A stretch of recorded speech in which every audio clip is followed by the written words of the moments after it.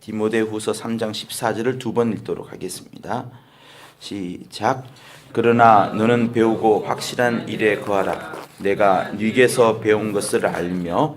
그러나 너는 배우고 확신한 일에 거하라. 내가 네게서 배운 것을 알며. 바울이 디모데에게 디모데에게 편지를 쓰는 내용 중에 확신이란 단어가 이곳 말고도 이제 몇 군데 등장합니다. 디모데는 거의 자기의 육체로 낳은 아들이 아니죠. 자기의 영적인 아들, 말씀으로 낳은 아들이라고 말할 정도로 바울이 디모데에게 자기가 갖고 있는 모든 것들을 가르쳐 주고자 했던 그 대상입니다. 그런 와중에 디모데에게 너는 배우고 또 확신한 일에 거하라. 내가 네게서부터 배운 것을 알며 어릴 적부터 배운 그 많은 그것으로 충분하고 그것으로 또 확신을 거하는 것이 중요하다, 이렇게 말을 합니다. 그리고 13절에 보면은 우리가 읽지는 않았지만 악한 사람들과 속이는 자들은 더욱 악하여져서 속이기도 하고 속기도 하나니, 이렇게 나옵니다. 여러분, 원수의 마귀의 최대 공략은 우리한테 강펀치를 날리거나 심하게 병들게 하는, 그렇게 하는 것이 아닙니다. 원수는 속임수를 쓰는 것이, 거짓말을 하고 거짓의 아비이고 우리에게 속임수를 쓰는 것이 가장 원수의 하는 방법입니다. 그래서 늘 그가 우리를 속인다는 거, 우리가 강하면 강한 대로 속이고요, 연약하면 연약한 대로 속이는 것이 원수의 방법입니다. 그래서 하루라도 늘 깨어있지 않으면 우리는 넘어지기 쉽습니다. 베레아 사람은 누구보다도 능력을 추구합니다. 능력의 현재성, 능력의 보편성, 다른 교회에서 찾지 않는 것, 능력을 우리는 많이 구합니다. 그리고 실제로 축사나 또 응답, 이런 것들을 통하여서 말씀이 살아있고 오늘도 이루어진다는 것을 많이 보여주려고 합니다. 그런데 능력이 없는 것도 문제지만 능력을 가졌다라고 해서 그 가진 것이 또한 우리에게 문제가 됩니다. 한국 교회의 초기에 있었던 여러 유명한 부흥사들 중에 박태선, 또 문선명, 이런 사람들이 초기에는 선하게 시작을 했다가 능력이 나타나고 그 능력이 나타나면서 사람들이 몰려들기 시작하였고, 그러면서 자기가 우쭐해지는 마음을 갖게 됩니다.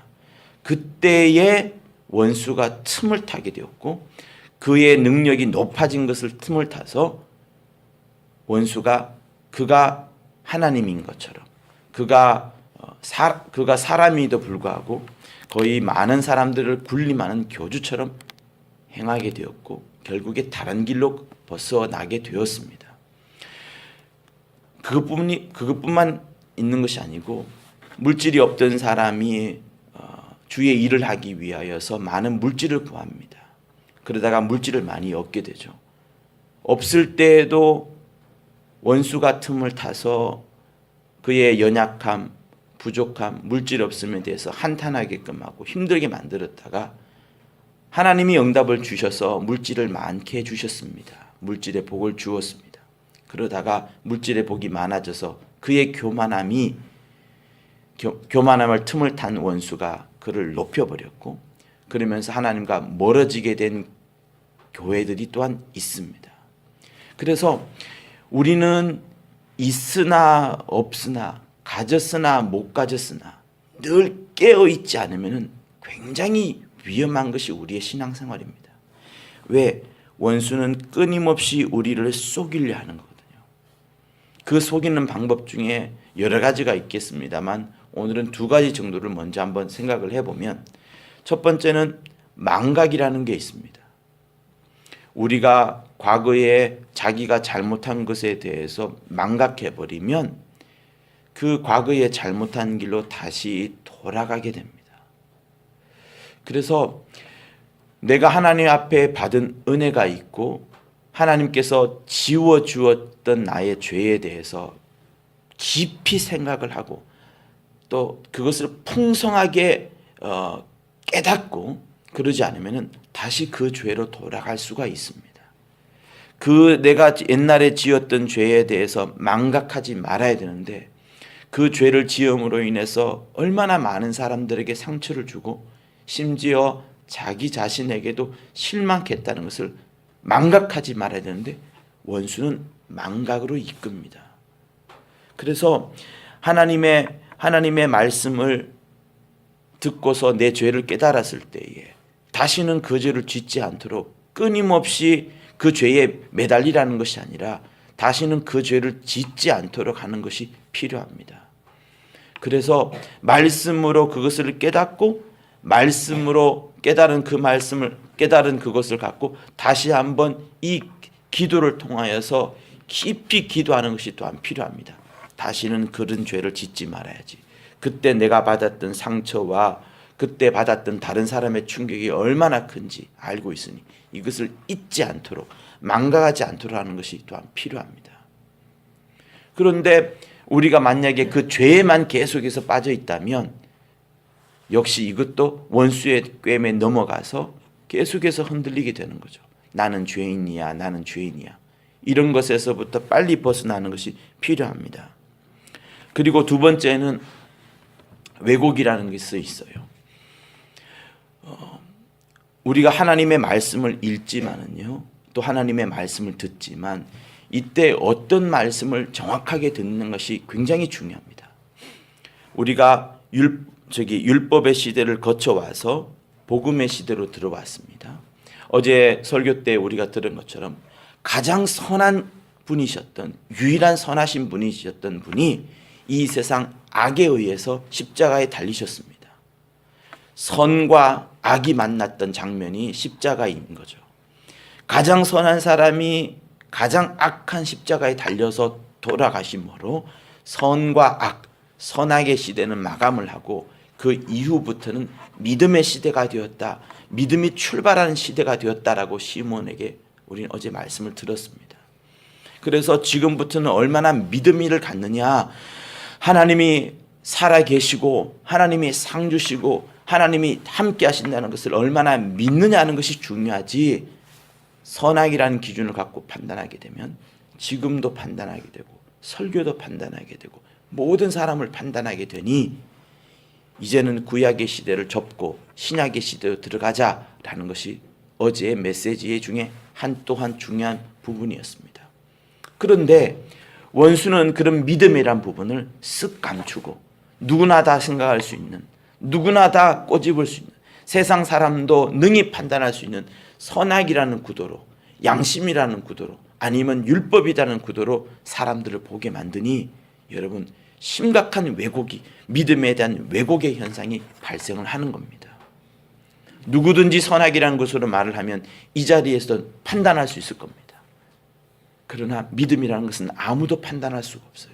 내 믿음을 누가 판단하겠습니까? 저 사람은 약간 이쪽이야, 저 사람은 약간 이쪽이야. 그걸 과연 누가 판단하겠습니까? 하나님과 나 자신 아니고는 나도 판단하기 없었는데 하나님이 아니고는 판단할 수 없는 것을 사람들은 판단하려고 하니 거기부터 실패가 오는 겁니다. 그러나 선과 악은 잘 판단할 수 있죠. 하나님이 우리에게 말씀하시기를 너는 배우고 확신한 일에 거하라. 여러분, 우리가 옛날부터 배웠던 것들, 우리가 옛날부터 확신을 가졌던 것들, 그런 것들에 계속하여서 확신을 가지고 그런 것들에 계속해서 우리가 집중한다 그러면 흔들림이 없을 겁니다. 그런데 원수는 새로운 것, 또 재밌는 것, 자극적인 것, 충격적인 것, 이런 것들을 우리에게 알려주고 하는 거예요. 그런 것 없이도 충분히 신앙생활을 할 수 있습니다. 그런데 원수는 진리를 왜곡해서 비틀게 만들고 그래서 우리가 혼돈되게 만들고 미혹되게 만들고요. 우리가 결심하고 확신에 거하였던 것을 빨리 잊어버리도록 만드는 것이 또한 원수인 겁니다. 그래서 여러분들이 신앙생활을 잘한다는 것은 말씀을 집중하여서 잘 듣는 것과 함께 들은 말씀들이 흔들리지 않도록 말씀을 들으면서 가져왔던 나의 결심, 신앙 아래에서의 선하고 분명한 결심, 말씀을 붙잡은 그 분명한 결심이 흔들리지 않도록 계속해서 기도하는 것들이 필요한 겁니다. 그래서 우리 모두가 다 하나님이 주시고 하나님이 예배해 놓으신 그 분명한 말씀과 그 진리를 배우고 확신하고 또 거기에 거할 수 있는 여러분이 되기를 예수 이름으로 축원합니다.